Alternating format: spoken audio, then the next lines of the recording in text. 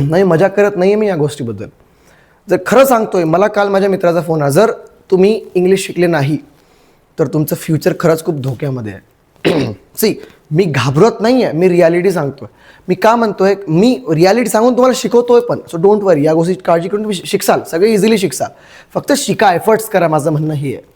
माझ्या मित्राचा एक कॉल आला, तुम्हाला म्हटलं की संयम यार एक प्रॉब्लेम झाला यार. म्हटलं काय झालं भाई, का टेन्शन घेतोयस तू? तुम्हाला यार माझी जॉब गेली. म्हटलं का जॉब गेली? रिअल कंडिशन सांगतोय मी तुम्हाला ही, की काय आजकाल का लोकांचं पेमेंट त्यांचं हाईक होत नाही आहे, प्रमोशन भेटत नाही आहे. रिझन हेच आहे याचं. तो म्हटलं माझी जॉब गेली आहे. म्हटलं अच्छा जॉब गेली, मग कसं काय जॉब गेली? या बॉसनं बोलवलं काही आमच्या लोकांना, की ते आम्हाला म्हटले की ज्या स्किलच्या बेसिसवर आम्ही तुम्हाला जॉईन केलं होतं तुमच्याकडे अजूनही त्याच स्किल्स आहेत, तुम्ही अपग्रेड केलं नाही. सगळ्यात मोठी चूक हीच करतो आपण, की एखाद्या कंपनीमध्ये लागलो तर सगळ्यात पहिलं काम आपण हे करतो की भाई आप तो सेटल आहे, आता मस्त लग्न करायचे, पोरं करायचे, खुश राहायचं. नाही, असं करू नका. त्याला काय सांगितलं नीट ऐका. त्याला हे म्हटले की भाई तुला आम्ही ज्या स्किलच्या बेसिसवर आमच्या कंपनीमध्ये घेतलं होतं तो अजून त्याच स्किलवर टाकला, तुला तेच आहे, त्याच्या पुढचं काही येत नाही. स्वतःला अपडेट ठेवा. आजकाल AI आहे तर AI मध्ये अपग्रेड करा. खूपदा असं झालंय, त्याला याच्यामुळं काढलं कारण त्याच्या कोणत्या स्किलवर, त्याच्या बाई काहीतरी डाटा एंट्री काहीतरी समथिंग होते, जी काहीतरी जॉब, त्याच्या बेसिसवर त्याला घेतलं त्याला काही प्रॉब्लेम नाही आहे. पण अजून तर हे जे डाटा एंट्री हे तर आमच्याकडून आम्हाला याच करून द्यायला म्हणे, आता तुमची गरज काय? आम्ही हा विचार करत होतो की बाकीचे जे त्याचे कॉलिग्स होते त्या सगळ्यांना वेगळ्या डिपार्टमेंटमध्ये त्यांना शिफ्ट करण्यात आलं. का? कारण त्यांची लँग्वेज प्रॉपर होती, त्यांचं कम्युनिकेशन प्रॉपर होतं, त्यांची इंग्लिश प्रॉपर होती. त्याच्यामुळे कंपनीने त्यांना दुसऱ्या ठिकाणी शिफ्ट केलं. पण याला काहीच येत नाही, हा त्याच स्किलच्या बेसिसवर, त्याला कम्युनिकेशन, त्याला इंग्लिश येत नाही, बस खतम. मग तू क्लायंटला पण कसं बोलणार? आमचे क्लायंट मराठी समजत नाही, त्यांना हिंदी येत नाही, त्यांना बाकी कोणती भाषा, त्यांना फक्त त्यांचीच लँग्वेज येते, इंग्लिशच येते त्यांना. आमचे US चे क्लायंट आहेत, आमचे जर्मनचे क्लायंट, आमचे फ्रान्सचे क्लायंट आहेत, त्यांना मोस्ट करून इंग्लिशच लँग्वेज येते, मीटिंग्स इंग्लिशमध्ये होतात, तू काही बोलत नाही, तुझं काही प्रेझेंटेशन नाही आहे, मग तुला का ठेवा मी? हे करून सरळ सरळ कंपनीतून काढून टाकलं. अपडेट व्हा, मी खरं सांगतोय. आणि मी माझ्या ऑनलाईन क्लासमध्ये काय करत असतो माहिती का? सगळ्यात पहिल्यांदा त्यांना मी हिदायत देत असतो, ही सांगत असतो, जेणेकरून विद्यार्थ्यांनी त्या गोष्टीला सिरियस घ्यावं. कालच माझी एक नवीन बॅच सुरू झाली, त्याच्यामुळे मी सरळ सांगितलं की भाई तुम्हाला खरंच अपॉर्च्युनिटीज पाहिजे तर टेक दिस थिंग सिरियसली, सिरियस घ्या या गोष्टीला. सिरियस घेणार नाही तर मतलब नाही आहे यार, कारण तुमच्यासारखे लाखो लोक आहेत, तुम्हाला सगळ्यांमधून हायलाईट व्हायचं आहे. कसं हायलाईट होणार? एक तर तुमच्याकडे काही ना काहीतरी चांगली स्किल पाहिजे, आणि आता सगळ्यात ट्रेंडिंग, सगळ्यात इम्पॉर्टंट आणि सगळ्यात लॅक आहे, कमी आहे त्या स्किलची, आणि तो आहे तुमचं कम्युनिकेशन. जर कम्युनिकेशनच नाही आहे तर काय करसाल ना? तुम्हाला फक्त जे काम काही वर्षामध्ये तुम्ही जे काम करताय कम्युनिकेशनच्या व्यतिरिक्त ते काम AI करायला लागेल. निकलो पहिली फुर्सत में निकलो फिर. समजलं माझी गोष्ट मी काय म्हणतोय तुम्हाला? सो एका गोष्टीवर अपडेट राहू नका, स्वतःला अपग्रेड करा, इंग्लिश लँग्वेज शिकून घ्या, कम्युनिकेशन शिकून घ्या प्रॉपर.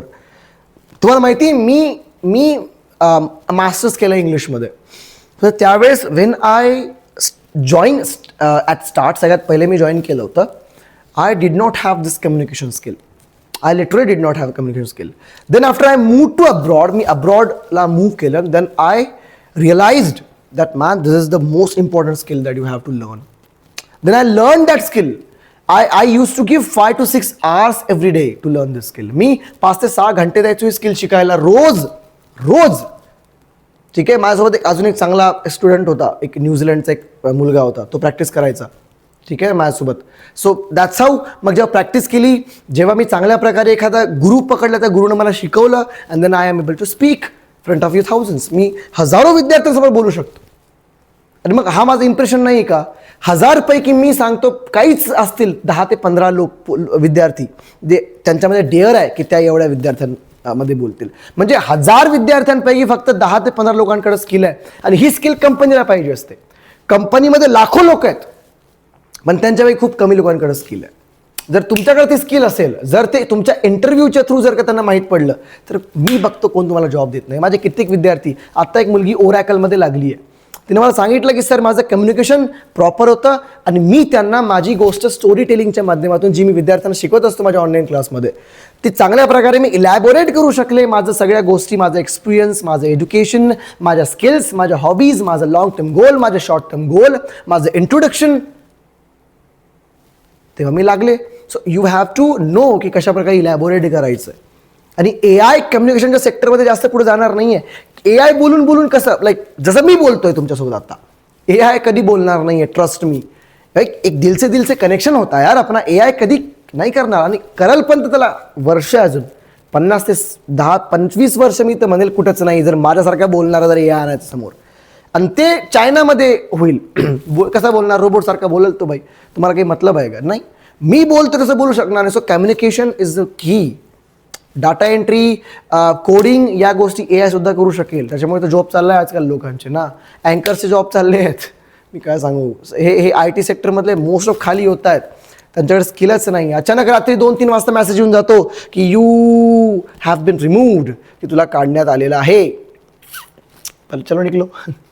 काही करू शकणार नाही तुम्ही. त्याच्यामुळे चांगल्या प्रकारे एका चांगल्या गुरुला पकडा. So you guys are lucky, तुमच्याकडे मी आहे. ठीक आहे. तुम्हाला तो चांगला शिकवतोय, तुम्हाला ते समजलं पाहिजे तो काय शिकवतोय.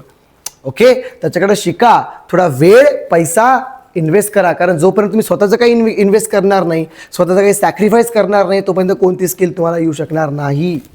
ही माझी एक नम्र विनंती आहे. व्हिडिओजच्या थ्रू आम्ही इंग्रजी शिकू असं म्हणतात खूप. व्हिडिओज नाही, अरे सर आम्ही व्हिडिओज बघू सर, अरे यूट्यूबचे व्हिडिओ बघून शिकू, असं नसतं.